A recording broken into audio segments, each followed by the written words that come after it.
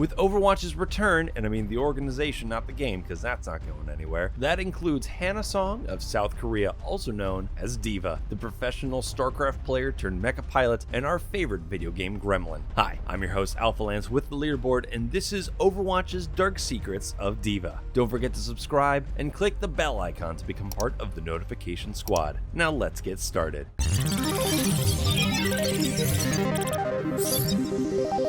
Number 1. History. D.Va, real name Hana Song, is from Busan, South Korea. She became a professional gamer in her teens. Before Hana was even born, South Korea was dealing with a unique omnic crisis the likes of which had not been seen in other countries. Every few years, a colossal omnic monstrosity rises from the East China Sea, assaulting South Korea and its neighbors. Each time it is attacked, the South Korean government has been able to fight it back into the ocean, but has ultimately failed to destroy the monster. The monster inevitably returns a few years later, more powerful than before, with new weapons and capabilities, typically developed as countermeasures from the last encounter. The government developed mechanized armored drones, the first units of mecha, to protect urban centers in future engagements with the Omnic monster, and they worked for a time. But the colossal Omnic adapted to the drone army threat by disrupting mecha's control networks. So, the military decided to go back to the human touch. The government turned to the nation's professional gamers who possessed the necessary reflexes and instincts to operate the mech's advanced weapon systems. This of course included reigning world champion D.Va, who was famous for her elite skills, fierce competitive spirit, and for showing her opponents no mercy. For the time being, her nation was safe, and D.Va has continued to be an international superstar, not only as a professional pro gamer and streamer, but now as a hero for her home and the world. It's said the government scrambled to find suitable candidates to pilot the new state-of-the-art mecha units, which is why they turned to pro gamers. But that merits a second look. Does that mean that mecha created mechs that were so advanced that their own pilots had trouble controlling them? Or did South Korea lose too many or even all of their pilots in previous attacks from the colossal Omnic? Perhaps the gamers had the mindset that the government was looking for, that they would treat the Omnic like a boss monster, rather than a lethal threat to their very way of life. We can't be sure until Blizzard gives us a D.Va cinematic. Hop on it, Blizzard. I'll even take a D.Va comic at this rate. And how did D.Va become the most famous mecha pilot? Did she outshine her unit because of her previous champion status? Was it that she showed great leadership and a flair for battlefield style with her bunny theme and a bright pink aesthetic? Or was it her charisma that attracted her fans? Or something else entirely? 2. The present. From an in-universe article written by Olympia Shah, lead Overwatch expert, we learn that D.Va has not been officially recognized as a member of the new unofficial Overwatch. Posted on May 27th of 2016, our time that is, the article discusses the re-emergence of Overwatch agents after the footage from the museum attack went public. She talks about the new hope growing in the quote Overwatch generation. The Overwatch generation were the children that grew up during the Omnic crisis, but are now old enough to step up and join the fray. Shah says, quote, "Consider the news from around the world in recent years. A professional gamer turned mech pilot has become a celebrity in Korea due to her publicized acts of heroism," end quote. The museum attack is a reference to the first cinematic Blizzard released for Overwatch, wherein Tracer and Winston foil Widowmaker and Reaper's attempt to steal the Doomfist gauntlet. This was back when Reaper had grenade launchers. And please, Blizzard, please bring that back. I want my grenade launchers. I know Junkrat has them, but Reaper would make them better.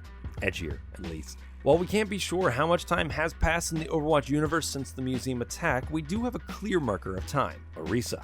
Orisa was created by Ify after Doomfist escaped from his Helix security prison near Numbani, where he destroyed the OR-15 units deployed to stop him. In the attack, Doomfist completed the mission Reaper and Widowmaker set out to do: retrieve the gauntlet. Orisa is listed as 3 months old, which means Doomfist has been a free man for at least 3 months, and that it's been at least 3 months since the museum attack. And who knows how much time it's been since Reaper and Widowmaker's infiltration and attempt to rescue Doomfist since his actual escape. Obviously, it's been over a year in our time, but we can't be too sure how far along we are in the Overwatch universe's timeline. What we do know is that time has in fact moved forward. At some point, D.Va went from a Korean esports star to a national war hero to a globally known hero, and she was eventually sent off on international missions while keeping her mech and continuing to enjoy the support of the South Korean government, because even the best streamer couldn't fund an orbiting mech dispatcher.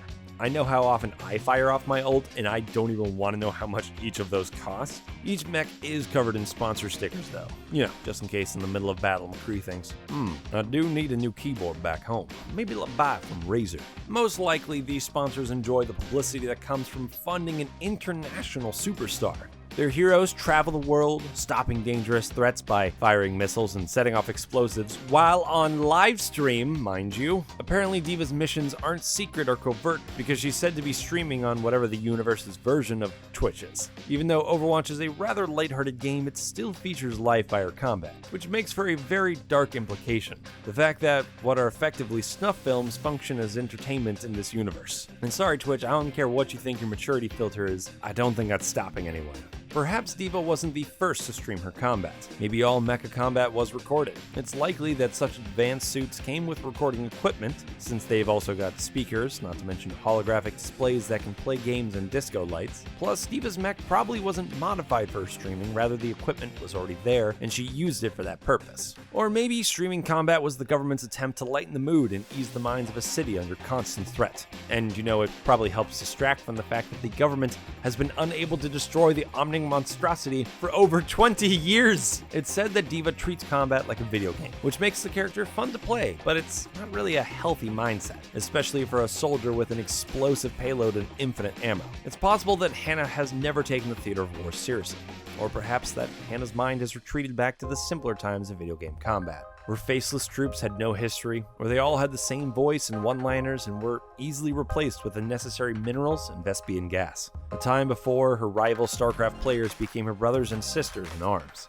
Perhaps D.Va's mindset is a result of growing up in this trying time. If you play as D.Va on Eichenwald, she remarks on the wrecked buildings and rusted Omni keeps, saying that they remind her of home, and her delivery is more solemn than what we're used to hearing from her. Hannah may very well have found that the best way to cope with the destruction and fear is to face it with a smile decked out in bright pink. Number 3, which brings us to the question, is Hannah fit to lead? Aside from the training for mecha, it's clear D.Va has some combat prowess. When in her Zero suit, D.Va fires her personalized pistol with steady hands and she reloads quickly, but also with finesse. Blizzard was very exact about showcasing gun aptitude in their animations. For example, McCree's a gunslinger, whose prowess with a firearm comes from his years as a bandit. His aim is steady and he turns with his gun, compared to May, a scientist who wasn't trained for the field, but for her field of research. Her gun bobs and weaves as she moves because she's not a soldier. When she turns, her gun needs to catch up with her. D.Va's animations are much closer to McCree's, showing that she is a soldier, not just a kid with a toy. D.Va and the other mecha pilots were chosen because their reflexes made them ideal pilots for the program, and their time in StarCraft also helped them be strategy-minded.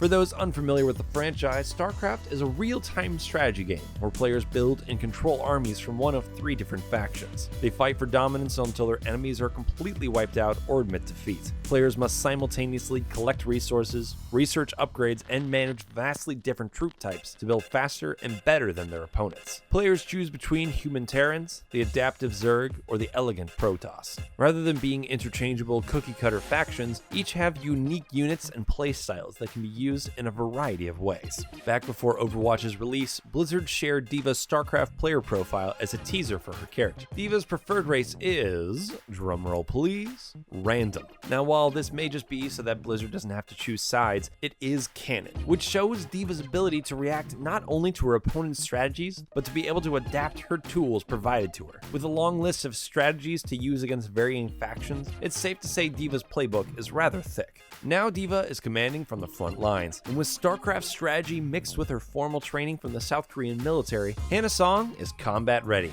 in both body and mind.